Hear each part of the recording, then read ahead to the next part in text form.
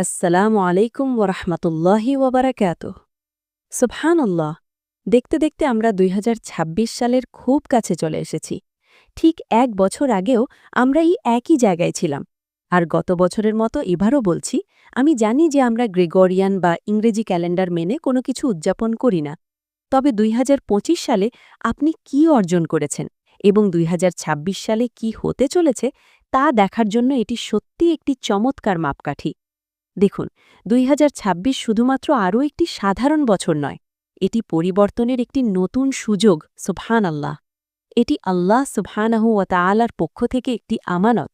এটি আপনার জন্য আরেকটি দরজা, যার মাধ্যমে আপনি ইনশাআল্লাহ সেই নারী হয়ে উঠতে পারেন যা আপনি সব সময় হতে চেয়েছিলেন।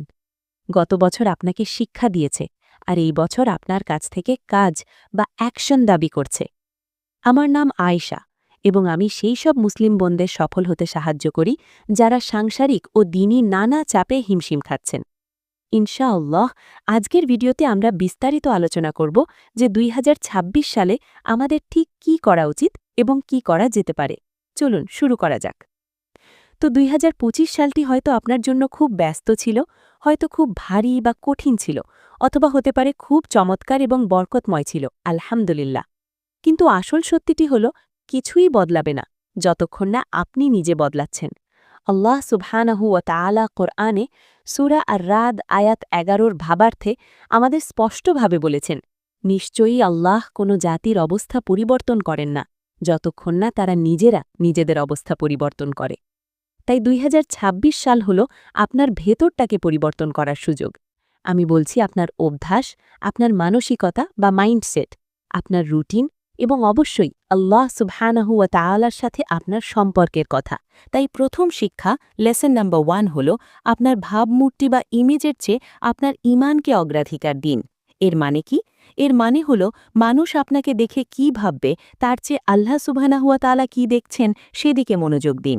আপনার ঘরের জৌলসের চেয়ে আপনার অন্তরের অবস্থার কথা ভাবুন। আপনার নামাজের কথা ভাবুন এবং দেখুন আপনার দিনের শিডিউলে নামাজ কোথায় আছে। বরং আপনার নামাজের সময়ের আশেপাশেই আপনার অন্যান্য কাজের শিডিউল সাজানো উচিত, উল্টোটা নয়। সোশ্যাল মিডিয়ায় আপনি নিজেকে যেভাবে উপস্থাপন করছেন তার সাথে আপনার ইখলাস বা আন্তরিকতার তুলনা করে দেখুন।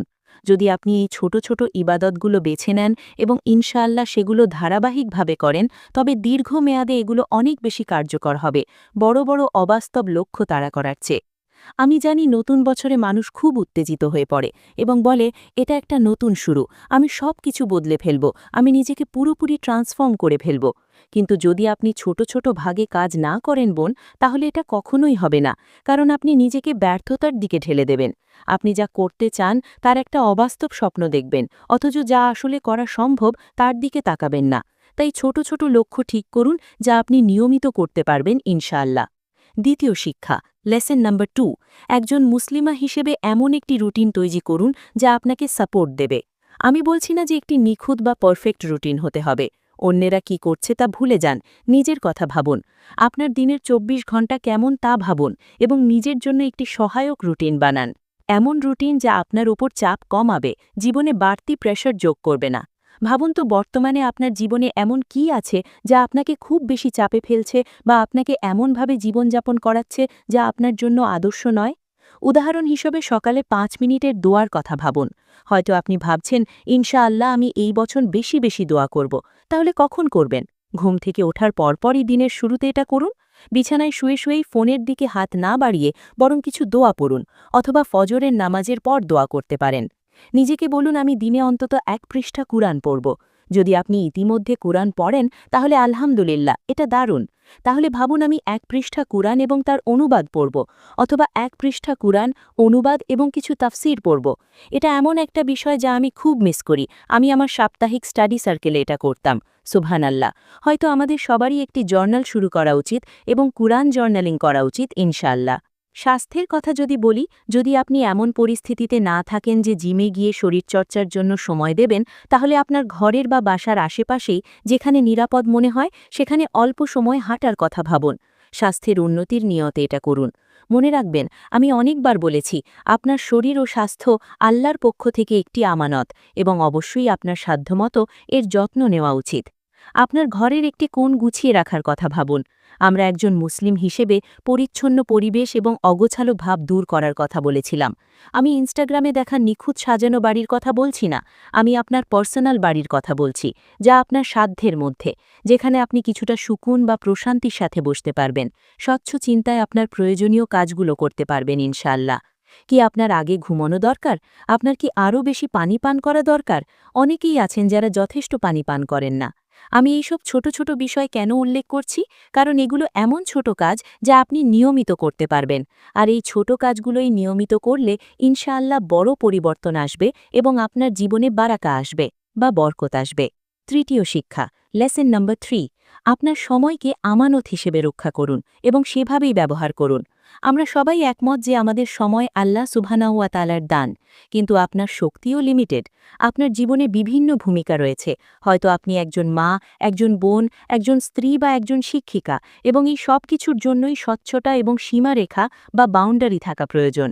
কোন কাজগুলো আপনাকে ক্লান্ত করে দিচ্ছে তা ভাবার চেয়ে কোন কাজগুলো আপনাকে একজন মানুষ হিসেবে বেড়ে উঠতে সাহায্য করছে সেগুলোকে হ্যাঁ বলুন। যে কাজগুলো আপনাকে আল্লাহর কাছা নিয়ে যায় না বা আপনি যে নারী হতে চান তার কাছা নিয়ে যায় না, বরং আপনার জীবনী শক্তি শুষে নেয়, সেসব কাজে আপনার সময় দেওয়া বন্ধ করুন। গুরুত্বের সাথে ভাবুন সেই কাজগুলো কি হতে পারে। চতুর্থ শিক্ষা, লেসন নাম্বার 4, আপনার ভেতরের কণ্ঠস্বরকে সারিয়ে তুলুন। Heal your inner voice. আমাদের সবার ভেতরেই নেতিবাচক কথাবার্তা চলে। নিজের সাথে দয়া বা রহমতের সাথে কথা বলুন, সুবহানাল্লাহ। আমি সম্প্রতি একটি ভিডিও করেছি যা আমি ওপরে লিংক করে দেব, কিভাবে এই নেতিবাচক চিন্তাগুলো থামানো যায়। কিন্তু সেই অপরাধবোধ বা গিল্ট বয়ে বেড়ানো বন্ধ করুন, যা আল্লাহ সুবহানাহু ওয়া তাআলা আপনাকে কখনোই বহন করতে বলেননি। আর নিজেকে শয়তানের ফিসফিসানি বা ওসওয়াসার স্তরে নামিয়ে আনবেন না। তাই এই বছর এই চিন্তাগুলোকে প্রতিস্থাপন করুন। আমি পারব না এর বদলে বলুন আমি চেষ্টা করব। আমি ব্যর্থ হচ্ছি এর বদলে ভাবুন আল্লাহ জানেন যে আমি চেষ্টা করছি। অথবা আমি যথেষ্ট ভালো নই এর বদলে মনে করুন আমি জানি আমার মর্যাদা আল্লাহর কাছ থেকেই আসে। পঞ্চম শিক্ষা, লেসন নাম্বার 5, একটি শান্তিময় ঘর তৈরি করুন, একটি নিখুঁত বা পারফেক্ট ঘর নয়। যদি আপনার ইতিমধ্যে একটি নিখুঁত ঘর থাকে তাহলে আলহামদুলিল্লাহ, আপনার জন্য ভালো। কিন্তু যদি না থাকে তাহলে 2026 সালে আমাদের লক্ষ্য কোনো শো পিস বা প্রদর্শনী ঘর বানানো নয়, সুবহানাল্লাহ। বরং আমাদের লক্ষ্য একটি শান্তিময় ঘর তৈরি করা, যেখানে আপনার শিশুরা নিরাপত্তা, ভালোবাসা এবং একাত্মতা অনুভব করবে, যেখানে পরিবারের সবার সাথে সবার সুসম্পর্ক বজায় থাকবে ইনশাআল্লাহ, যেখানে মানুষেরা তাড়াহুড়ো করছে না, চিৎকার করছে না বা অগোছালো জিনিসের ভিড়ে ডুবে যাচ্ছে না। তাই একবারই একটি ড্রয়ার, একবারই একটি অভ্যাস এবং একবারই একটি সুন্নার কথা ভাবুন ইনশাআল্লাহ, আপনার ঘরের ভেতরের পরিবেশ এবং সেখানে বসবাসকারী মানুষদের নিয়ে, এবং ভাবুন এই বছর আপনি কি ছোট ছোট পরিবর্তন আনতে পারেন। তো 2026 সালের মুসলিমা চ্যালেঞ্জ কি?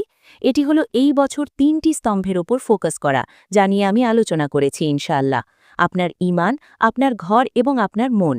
যদি এই 3টি বিষয় ভালোভাবে পুষ্ট হয় এবং আপনি এগুলোর দিকে মনোযোগ দেন, তবে অন্যান্য সব কিছু, যেমন আপনার স্বাস্থ্য, আপনার বিবাহিত জীবন, আপনার পেরেন্টিং, আপনার আত্মবিশ্বাস, সবকিছুই এগুলোর সাথে উন্নত হবে, কারণ আপনি মূলত সেই স্তম্ভগুলোর ওপরই ফোকাস করছেন, যা অত্যন্ত গুরুত্বপূর্ণ ইনশাআল্লাহ। তাই শেষ করার আগে বলছি, একই ভয়, একই অজুহাত এবং গত বছরের একই অভ্যাসগুলো নিয়ে 2026 সালে প্রবেশ করবেন না, না বোন, বরং দৃঢ় নিয়ত, সাহস এবং দোয়ার সাথে নতুন বছরে পা রাখুন ইনশাআল্লাহ। এবং এই আকিন বা নিশ্চয়তার সাথে যে আপনি যাই করছেন তা নিজেকে আল্লাহ সুবহানাহু ওয়া তাআলার আরও কাছে নিয়ে যাওয়ার নিয়তেই করছেন ইনশাআল্লাহ। যদি এই ভিডিওটি আপনার ভালো লেগে থাকে তাহলে আমার পরবর্তী ভিডিওটি কেন দেখছেন না, যেখানে আমি আলোচনা করেছি একজন মুসলিমা হিসেবে কিভাবে নতুন করে সবকিছু শুরু করা যায়, ফ্রেশ স্টার্ট। ইনশাআল্লাহ আগামীবার আবার দেখা হবে। আসসালামু আলাইকুম ওয়া রাহমাতুল্লাহি ওয়া বারাকাতুহু।